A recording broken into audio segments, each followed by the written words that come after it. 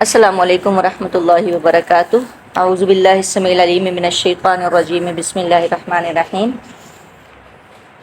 رب اشرح لی صدری ویسر لی امری واحلل عقدۃ من لسانی یفقہوا قولی، رب یسر ولا تعسر وتمم بالخیر، رب زدنی علما رب زدنی علما۔ اللہم فقہنی فی الدین، اللہم الہمنی رشدی واعذنی من شر نفسی، اللہم انفعنا بما علمتنا وعلمنا ما ينفعنا وزدنا علما، اللہم انا نسألک علما نافعا وعملا متقبلا ورزقا طیبا، آمین اللہم آمین۔ سورہ انعام آیت نمبر 21 سے لے کے آگے ہم انشاءاللہ دیکھیں گے کتنا کرنا ہے۔ ومن اظلم، اور کون بڑا ظالم ہے، ممن افطرا، اس سے جو گھڑ لے، افطرا باندھنا، جھوٹ کو بھی کہا جاتا ہے افطرا، کسی چیز کو گھڑنا، کسی چیز کو خود ہی بنا لینا، اللہ اللہ پر، بلکہ افطرا ایسا جھوٹ ہوتا ہے کہ جو خود سے ہی گھڑ لیا گیا ہو، اللہ اللہ پر کاذباً جھوٹ، او کذبا یا جھٹلائے، بآیاتہ اس کی آیات کو، اس کی نشانیوں کو، انہو بے شک وہ، لا یفلح الظالمون نہیں وہ فلاح پائیں گے جو ظالم ہیں۔ اب اللہ تعالیٰ پیچھے یہ جو بات ہو رہی نا کہ وہ رسول اللہ صلی اللہ علیہ وسلم کو ایسے پہچانتے ہیں جیسے وہ اپنے بیٹوں کو پہچانتے ہیں، اسی بات پہ آ رہا ہے کہ اس شخص سے زیادہ ظالم کون ہے جو اللہ پر جھوٹ باندھے اور جھٹلائے اللہ کی آیات کو۔ اس میں آیات کون کون سی شامل ہوں گی؟ کونی شرعی دونوں ہی ہوں گی۔ جیسے رسول اللہ صلی اللہ علیہ وسلم بھی اللہ کی نشانیوں میں سے ایک نشانی ہے، کیونکہ پیچھے یہی بات چل رہی ہے، کتابیں اللہ کی جو الہامی ہیں وہ بھی اللہ کی نشانیاں ہیں، اور اس کے بعد جو اس کے احکامات ہیں، یعنی شرعی آیات جو ہیں۔ تو اللہ تعالیٰ کی آیات میں یہ سبھی شامل ہیں۔ سب سے بڑا جھوٹ کیا ہے؟ کیسے مثال کے طور پہ کیا جھوٹ باندھتے تھے؟ پہلے نمبر پہ تو اللہ تعالیٰ کا بیٹا قرار دے دینا، یہ جھوٹی بات ہے۔ اللہ کی حرام کردہ چیزوں کو حلال کر دینا، جیسے پیچھے آپ سورہ انعام میں ابھی پیچھے مائدہ میں بھی پڑھا ہے، اور اس کے علاوہ ابھی آپ آگے بھی پڑھیں گے، یہ کس طرح اللہ پہ جھوٹ باندھتے ہیں کہ فلاں چیز اللہ نے حلال کی ہوئی ہے، فلاں چیز اللہ نے حرام کی ہوئی ہے۔ اور اس کے بعد ایک اور بات جو سب سے زیادہ بڑی تھی کہ کسی کو کوئی شخص نبوت کا دعویٰ کرے، نبوت کا یعنی نبوت کا جھوٹا دعویٰ کرنے والا سب سے بڑا ظالم ہے۔ اسی طرح وہ بھی ظالم ہے جو اللہ کی آیات اور اس کے سچے رسول کی تکذیب کرے، یعنی پہلے تو اللہ کی تکذیب کرے، اللہ کے ساتھ شرک کرے، یہ سب سے بڑا ظلم ہے۔ دوسرے نمبر پہ رسول کی تکذیب کرے، اور پھر یہ بات کہہ دے کہ میں خود رسول ہوں۔ اور آپ کو پتہ ہے کہ جھوٹے جو ہر دور میں نبوت کے جھوٹے دعوے کیے گئے ہیں، اور یوں یقیناً رسول اللہ صلی اللہ علیہ وسلم کی یہ پیشن گوئی پوری ہو گئی کہ 30 جھوٹے دجال ہوں گے، ہر ایک کا دعویٰ ہوگا کہ وہ نبی ہے۔ گزشتہ صدی میں بھی قادیان کے ایک شخص نے نبوت کا دعویٰ کیا، اور آج اس کے پیروکار اسے اس لیے سچا نبی اور بعض مسیح موعود مانتے ہیں کہ اسے اس ایک قلیل تعداد نبی مانتی ہے۔ یعنی جو قادیانیوں کا معاملہ وہ بھی یہی ہے کہ ان سے ایک شخص نے دعویٰ کیا ہوا ہے کہ وہ نبی ہے۔ یعنی یہ اس سے بڑا اللہ تعالیٰ کہہ رہے ہیں کہ ظالم کون ہو سکتا ہے؟ افطرا۔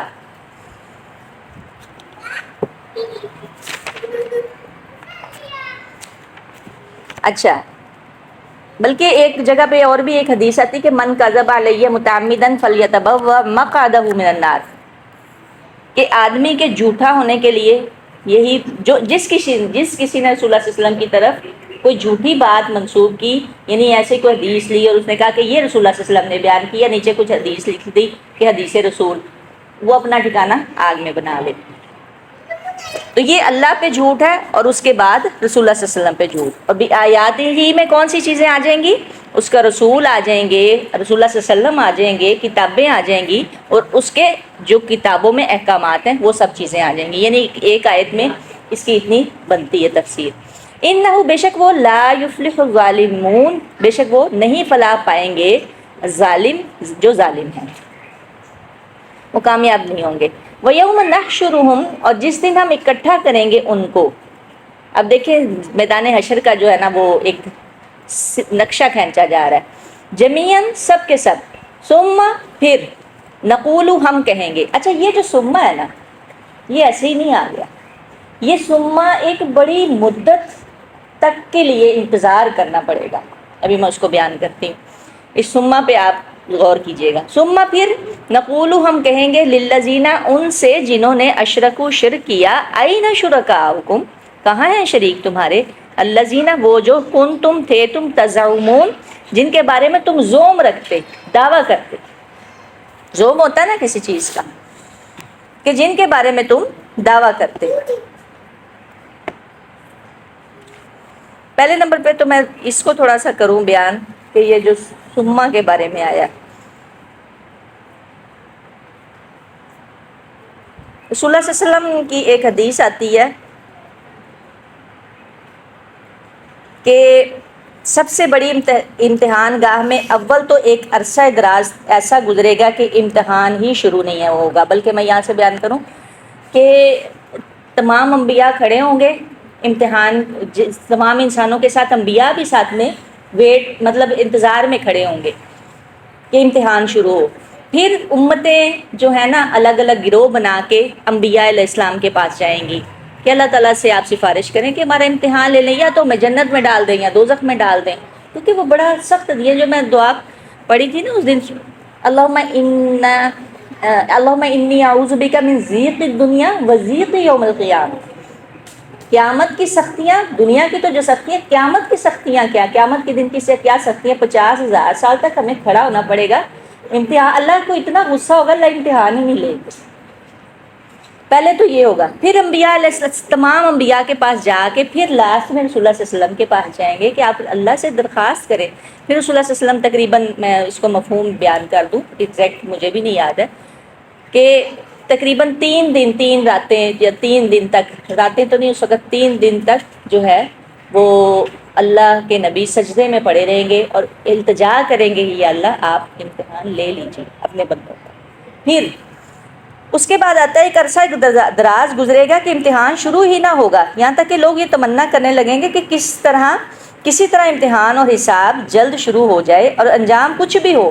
یہ تردد اور یہ جو تذبذب ہے یعنی یہ اس وجہ سے ہوگا. یہ کس وجہ سے کہ اس دن کی سختی تنگی بڑی ہوگی. اس دن سورج تو یہاں کھڑا ہوگا. آج آپ امیجن کریں کہ آپ اتنی گرمی میں کھڑے ہو سکتے ہیں ایک لمحے کے لیے نہیں. آپ چھت پہ چلے جائیں آپ کھڑے نہیں ہو سکتے. گویا یوں فرمایا کہ جس روز ہم جمع کریں گے اس روز سب پر ایسی دہشت طاری ہو جائے گی کہ ناقابل بیان ہے. الفاظ کی حدود کے اندر یہ بات نہیں آ سکتی. سورج قریب آ جائے گا پسینے کی لگام لگ جائے گی یعنی منہ تک لوگ پسینے میں غرق ہوں گے. پسینہ بہہ کر 70 ہاتھ زمین میں گھس جائے گا. کئی جگہوں پر آتا ہے کہ کئیوں کا پسینہ گھٹنوں تک ہوگا کسی کا کہاں تک ہوگا اور کئی اس میں غوطے کھا رہے ہوں گے. اس طرح کی کیفیت ہوگی. رسول اللہ صلی اللہ علیہ وسلم نے فرمایا تمہارا حال اس وقت کیا حال ہوگا جب تم کو اللہ 50,000 برس تک جمع کیے رکھے گا جیسے تیر دان کے اندر تیر اکٹھے کیے جاتے ہیں. اس مدت میں تمہاری طرف نظر بھی نہیں کرے گا. یہ ثم ہے. یہ ہم نے تو اس کو بڑی ایزیلی پڑھ لیا ہے بلکہ ہم تو آج 40-45 سال تک اس کو ثم پڑھ کے آگے گزر جاتے ہیں. یہ ثم میں ہے کیا ہے. وہ مدت ہے جس میں اللہ تعالیٰ امتحان ہی نہیں لیں گے اور بندے کھڑے کھڑے تھک جائیں گے. اس کے بارے میں کافی ساری روایات آتی ہیں. بہرحال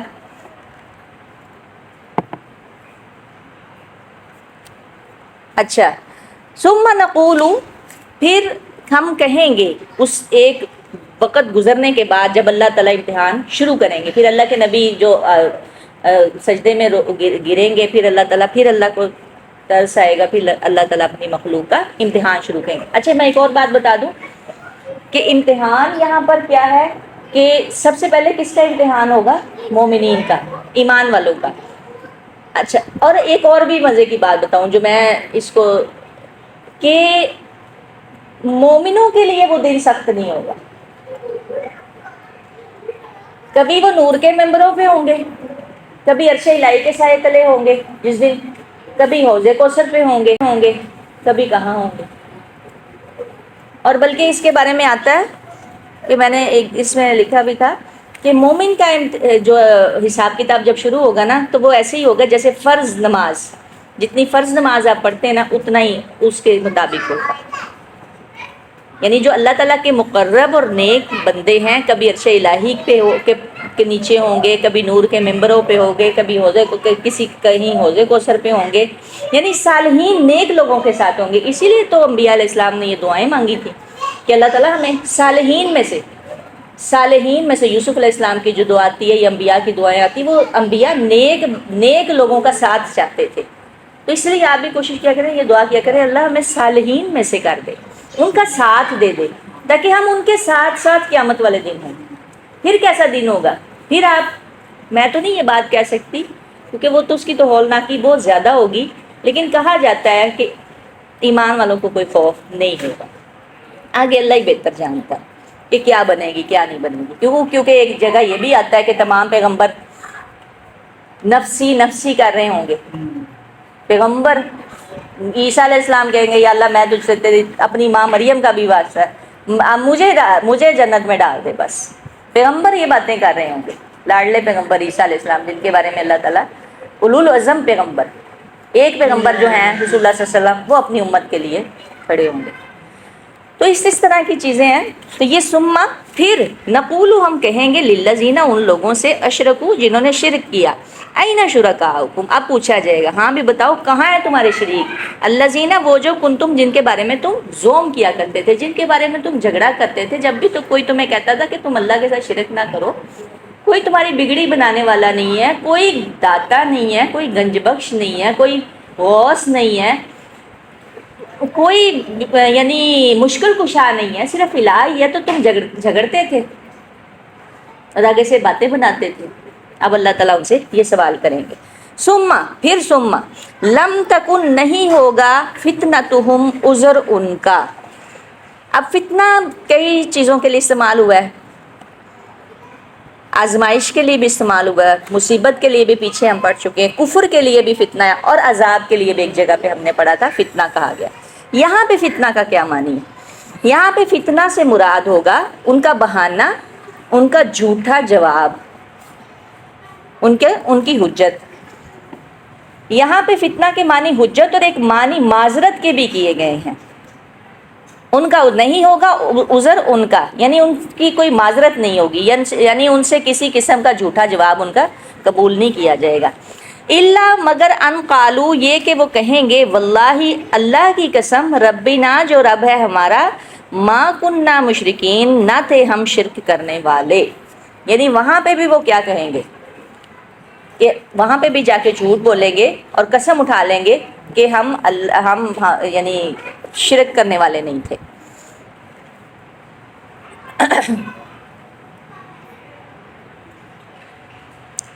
فتنہ کے ایک معنی حجت اور ایک معنی معذرت کے کیے گئے ہیں، یعنی بالآخر یہ حجت یا معذرت پیش کر کے چھٹکارا حاصل کرنے کی کوشش کریں گے کہ ہم تو مشرک ہی نہ تھے۔ ایک اور جگہ پہ آتا ہے کہ اللہ تعالیٰ فرماتے ہیں جب انہیں ہم سوال کی بھٹی میں جھونکیں گے تو دنیا میں انہوں نے جو شرک کیا اس کی معذرت کے لیے یہ کہے بغیر ان کے لیے چارہ نہیں ہوگا کہ ہم تو مشرک ہی نہ تھے۔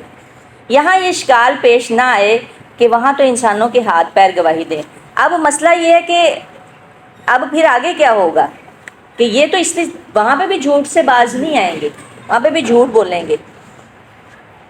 جو شخص جھوٹ بولتا ہے نا وہ وہاں پہ بھی باز نہیں آئے گا۔ کیسے کہ اس نے جو ہے دنیا میں بھی جھوٹ ہی بولا ہوگا۔ میں تھوڑا سا اس کو یہاں پہ بیان کروں، اس میں شاید اسی بات کی طرف اشارہ ہے کہ جھوٹ بولنے کی عادت ایک ایسی بری عادت ہے جو چھوٹتی نہیں ہے۔ یہاں تک کہ یہ لوگ جو دنیا میں مسلمانوں کے سامنے جھوٹی قسمیں کھا لیا کرتے تھے یہاں بھی باز نہیں آئیں گے۔ یہاں پہ بھی کیا آپ کسی سے کر کے دیکھ لیں نا تکرار، تو وہ یہی کہیں گے کہ ہم تو اللہ کو ہی مانتے ہیں، ان سے تو یہ تو اللہ کے مقرر بندے ہیں، ان سے ہم نے تو کبھی سجدہ، ہم یہ سجدہ تھوڑی کرتے ہیں، ہم تو سجدہ تعظیم ہی کرتے ہیں۔ ایسے سجدہ کرنے کے باوجود بھی اکثر لوگوں کو میں نے دیکھا کہ وہ یہ کہہ رہے ہوتے ہیں کہ ہم ان کو تھوڑی سجدہ کر رہے ہیں. یہاں بھی باز نہ آئے اور پوری خلق خدا کے سامنے ان کی رسوائی ہوئی، اس لیے قرآن و حدیث میں جھوٹ بولنے پر شدید وعید اور مذمت فرمائی گئی. قرآن میں جا بجا کاذب یعنی جھوٹے پر لعنت کے الفاظ آئے ہیں. رسول اللہ صلی اللہ علیہ وسلم نے فرمایا جھوٹ سے بچو کیونکہ جھوٹ فجور کا ساتھی ہے اور جھوٹ اور فجور دونوں جہنم میں جائیں گے. استغفر اللہ. ایک اور جگہ پہ آتا ہے رسول اللہ صلی اللہ علیہ وسلم سے دریافت کیا گیا کہ وہ کون سا عمل ہے جس سے آدمی دوزخ میں جائے گا، آپ نے فرمایا وہ عمل جھوٹ ہے. یعنی جھوٹ جو ہے کی وجہ سے وہ وہاں پہ بھی کیا کریں گے، قسم اٹھا لیں گے. اب آگے کیا ہوگا کہ ان کے اعضاء جوارے ہاتھ پاؤں کو اللہ تعالیٰ حکم دیں گے کہ اب تم گواہی دو کہ یہ لوگ کیا کیا کرتے تھے. اس وقت ثابت ہوگا کہ ہمارے ہاتھ پاؤں آنکھ کان یہ سب کے سب اللہ تعالیٰ کے سامنے گواہی دیں گے. یعنی پھر ان کے منہوں پہ مہر لگا دی جائے گی اور کیونکہ وہ جھوٹ بول رہے ہوں گے پھر یہ سب اعضاء گواہی دیں گے. پھر کیسے وہ چپ کریں گے، حتیٰ کہ یہ جو سکن ہے، جلد ہے، یہ بھی گواہی دے گی. انظر دیکھیے کیف کس طرح انہوں نے جھوٹ بولا، علی انفسہم اپنے نفسوں پر، وضل اور گم ہو گئے، عنہم ان سے، ما کانوا یفترون جو تھے وہ جھوٹ باندھتے، جو گڑتے. افطرا میں نے بتایا کہ کیا ہوتا ہے کہ خود سے ہی کسی چیز کو باندھ لینا.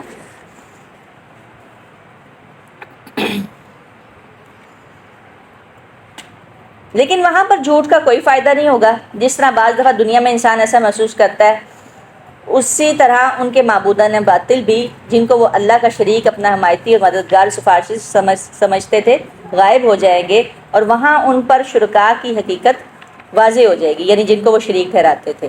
لیکن وہاں پہ اس ازالے کی صورت کوئی نہیں ہوگی، کوئی فائدہ نہیں ہوگا وہاں پہ. بلکہ کئی جگہوں پہ کئی مختلف صورتیں آ رہی ہیں.